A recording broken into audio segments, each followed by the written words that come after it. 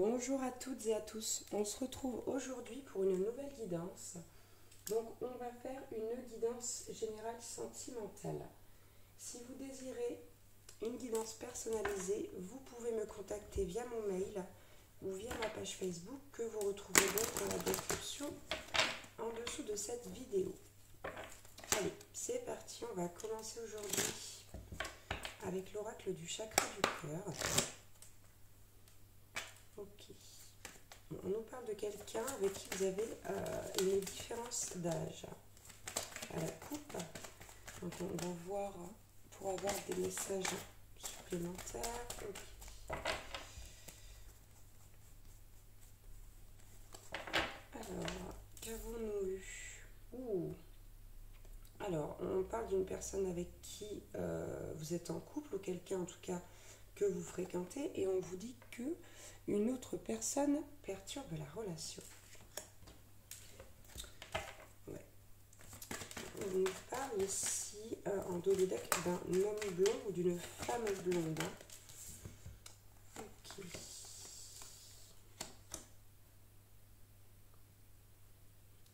Bon, il n'y a pas de souci à se faire puisque visiblement ici, on vous dit votre âme sœur n'est pas prête.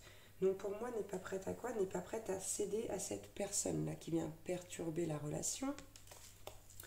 Puisque juste derrière et avec cette carte, on nous dit que il va y avoir des changements positifs dans une relation existante. D'accord? Et on nous parle d'une surprise.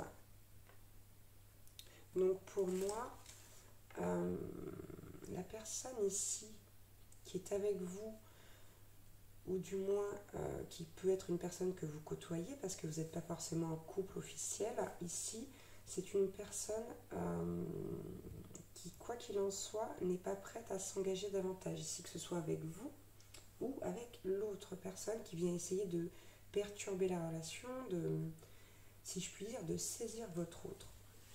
Et on nous parle quand même sur votre relation à vous de changements positifs, donc dans cette relation existante, c'est d'une surprise. Quel autre message peut-on avoir? Alors, ok, elle était en dos de deck cette carte. On nous parle du poids de la famille. Ici, il y a quelque chose qui pèse à votre autre au niveau de la famille. Donc ça peut être les frères, les sœurs, les parents, les cousins, les oncles, les tantes, etc. Vous adaptez à votre situation. Et là, on nous dit que ok, votre autre a besoin de prendre l'air là par rapport à ces personnes. Ok, on nous dit avec la carte ici âme sœur flamme jumelle que c'est une personne avec qui vous êtes en contrat d'âme. Et en dos de deck, on vient nous donner l'information du fait que vous vous êtes rencontrés par synchronicité, que ce n'est pas un hasard, qu'il y a une raison. D'accord? Ça peut être une situation pour certains ou certaines qui comportent des enfants. Et on décèle ici chez votre autre de la dépendance affective. Hein. D'accord? D'où la présence de cet homme blond, de cette femme blonde qui vient essayer de perturber. Ici, cette personne est là pour provoquer un déclic chez votre autre. Bien, on va prendre un petit peu l'oracle miroir. Alors, je ne sais plus si c'est ça. L'oracle des miroirs, pardon. Allez, quel autre message on peut avoir?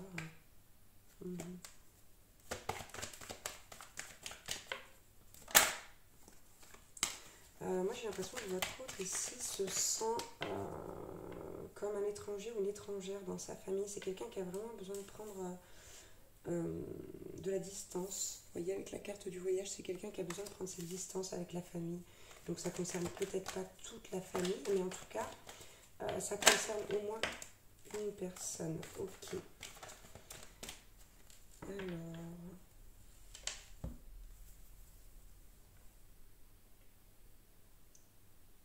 Ici, la personne, pour les personnes à qui ça parle et qui êtes concernées, on a un enfant ici, la naissance d'un enfant dans une maison. Ce que je vois à travers ces cartes, c'est que votre autre ici, c'est le dernier né de la famille, de sa famille. Ok. Et c'est ce qui peut poser ici problème avec la famille. Ok, il y a un échec ici. Il y a la carte de l'échec.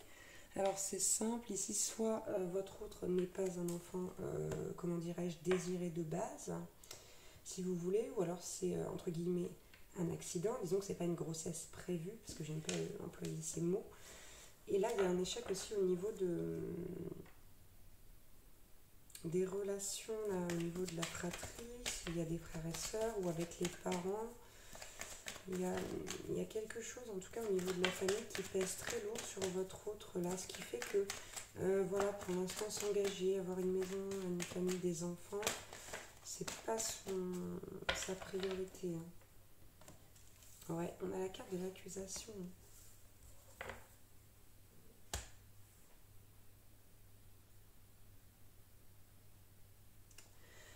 On a la carte de l'accusation ici. Moi, j'ai l'impression qu'on est au milieu d'une fratrie qui n'a pas forcément accepté la venue. Vous voyez, on a la fécondité, l'accusation du dernier-né. Ou toute autre situation ici. Cette personne, vous êtes tombée enceinte, hein, ou alors vous êtes peut-être la personne ici. Et, comment dire, cette personne, si vous êtes enceinte de lui, ne veut pas garder cet enfant. Parce qu'il y a une peur de l'échec ici, parce qu'il y a justement ce poids de la famille. Moi, je pense que même tout est lié ici. Voilà, parce que votre autre, c'est un enfant qui a apporté beaucoup de changements dans la famille dans laquelle il est né, où elle est née. Et, et notamment au niveau de la maman. Peut-être que c'est un enfant qui a été chéri plus que ses frères et sœurs, puisque c'était le petit dernier, qui n'était pas prévu, etc. Ok. Donc là, vous adaptez à votre situation. Hein. Vous n'êtes pas forcément enceinte si vous êtes une femme. Vous n'avez pas forcément mis une femme enceinte si vous êtes un homme. Mais pour moi, ouais, les choses sont reliées ici. Hein. Mais il y a un échec au niveau de la famille. C'est ce qui fait qu'aussi, quelque part, il y a un échec dans l'engagement et un échec dans la relation. On ne peut pas dire le couple, puisque ça ne concerne pas que les personnes qui sont en couple. Et ici, on nous dit que, bon, malgré tout, c'est pas quelque chose qui a empêché votre autre de réussir, que ce soit au niveau de ses études ou au niveau financier, mais que pour votre autre, ici, c'est vraiment une fatalité. Hein. C'est quelqu'un qui est resté vraiment dans cette croyance limitante de se dire, voilà, je suis l'enfant de trop, je ne comprends pas pourquoi on m'en veut, peu importe d'où ça vient, que ce soit les frères, les sœurs, les parents, et c'est quelqu'un, votre autre, qui se sent terriblement accusé, qui se sent coupable en fait. Hein. Ok. On va aller voir un peu plus loin avec l'oracle bleu. Ok, on a la carte de la duplication à la coupe.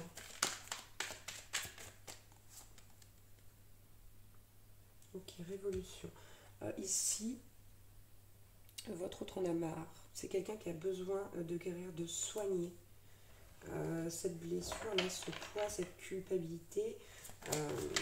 Cette personne, c'est quelqu'un qui est en train de trancher, de prendre une décision justement concernant tout ça, là, ces blessures, etc. Et waouh, on a la carte de l'espoir. Bon, vous voyez, c'est quand même quelqu'un qui a l'espoir de réussir à construire sa vie, à se reconstruire.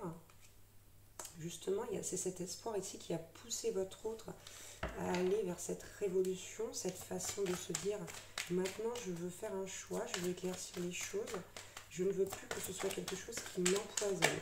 Vous voyez, il y a eu vraiment une prise de conscience ici au niveau de votre autre. Et on a la carte de l'été hein, qui vient nous dire pour ma part que c'est